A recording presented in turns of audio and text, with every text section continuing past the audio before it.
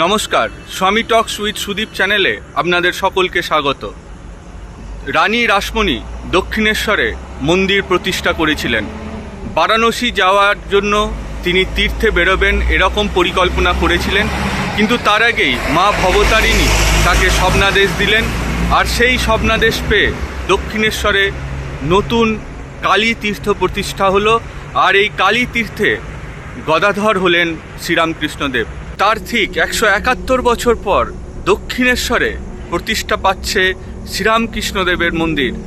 রামকৃষ্ণ ভাবানুরাগীদের কাছে এক বিশাল আনন্দের সংবাদ। কিভাবে মন্দির প্রতিষ্ঠা হবে, কিভাবে জমি সংগ্রহ হলো, সম্পূর্ণ এই ভিডিওয় আলোচিত হলো।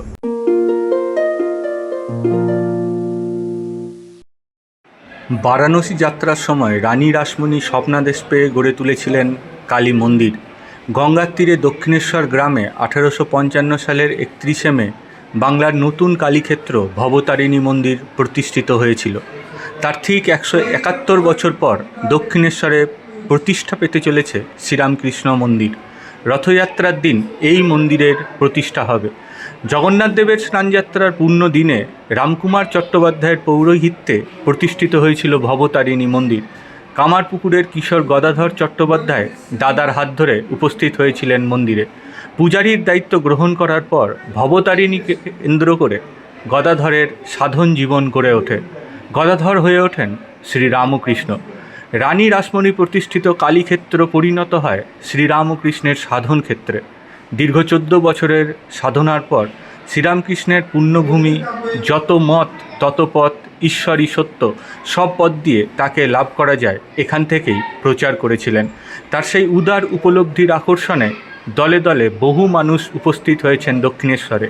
তার মধ্যে ছিলেন স্বামী বিবেকানন্দ, যিনি তখন নরেন্দ্রনাথ দত্ত নামে পরিচিত ছিল। দীর্ঘ 30 বছর দক্ষিণেশ্বরে বসবাসের পর শ্রীরামকৃষ্ণ কাশীপুরে চলে গিয়েছিলেন। শ্রীরামকৃষ্ণ তার আগে ছড়িয়ে দিয়েছিলেন ধর্মের সহজ সত্য। এবার শ্রীরামকৃষ্ণ, সারদা এবং স্বামী বিবেকানন্দের স্মৃতি বিজড়িত দক্ষিণেশ্বরের কালী মন্দিরের অদূরেই গড়ে উঠছে রামকৃষ্ণ মঠের উদ্যোগে শ্রীরামকৃষ্ণ মন্দির। কিভাবে এই মন্দির গড়ে উঠল, কিভাবে হলো জমি সংগ্রহ? দক্ষিণেশ্বর নিবাসী চণ্ডীনাথ বন্দ্যোপাধ্যায় চেয়েছিলেন দক্ষিণেশ্বরে শ্রীরামকৃষ্ণদেবের একটি মঠ গড়ে উঠুক। তারপর 2010 সালে তিনি তার বসত বাড়িটি সেই উদ্দেশ্যে দান করেন মঠ কর্তৃপক্ষকে। 2018 থেকে 22 এই দীর্ঘ সময়ের মধ্যে বাড়ি সংলগ্ন মালিকানাধীন বেশ কিছু জমি কিনে নেয় বেলুর মঠ কর্তৃপক্ষ। ক্রমে বেলুর মঠের একটি শাখা কেন্দ্ররূপে আত্মপ্রকাশ করে দক্ষিণেশ্বর রামকৃষ্ণ মঠ। রামকৃষ্ণ মঠ ও মিশনের বর্তমান সাধারণ সম্পাদক স্বামী সুবীরানন্দজি এ বিষয়ে বিশেষ উদ্যোগ নেন। তারপর 2023 সালের শিবরাত্রির দিন যাত্রা শুরু হয় মঠের। 2023 সালের 1 অক্টোবর অর্থাৎ 1 অক্টোবর থেকে রামকৃষ্ণ মঠের পূর্ণাঙ্গ শাখায় পরিণত হয়েছে এই দক্ষিণেশ্বর মঠ। রামকৃষ্ণ ভাবধারার সেবা কাজও শুরু হয় এখান থেকে।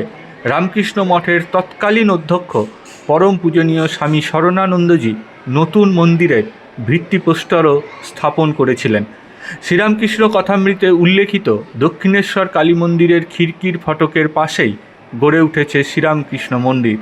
কুমোরটুলিতে জি পালের স্টুডিওতে শিল্পী অভিজিৎ পালের হাতে গড়ে উঠেছে রামকৃষ্ণদেবের এই মর্মর মূর্তি। সেটি মন্দিরে প্রতিষ্ঠা করা হবে। রামকৃষ্ণ মঠের বর্তমান অধ্যক্ষ স্বামী গৌতমানন্দজি এই মন্দির উৎসর্গ করবেন। দক্ষিণেশ্বরে শ্রীরামকৃষ্ণের সাধনা ক্ষেত্রে জগন্নাথের স্নানযাত্রায় প্রতিষ্ঠিত হয়েছিল ভবতারিণী মন্দির। আসন্ন রথযাত্রার দিন প্রতিষ্ঠিত হবেন শ্রীরামকৃষ্ণ। যত মত তত পথ, এই ভাবধারার অনুসরণ করেই চলবে মত, চলবে শিব জ্ঞানে জীব সেবার কাজ।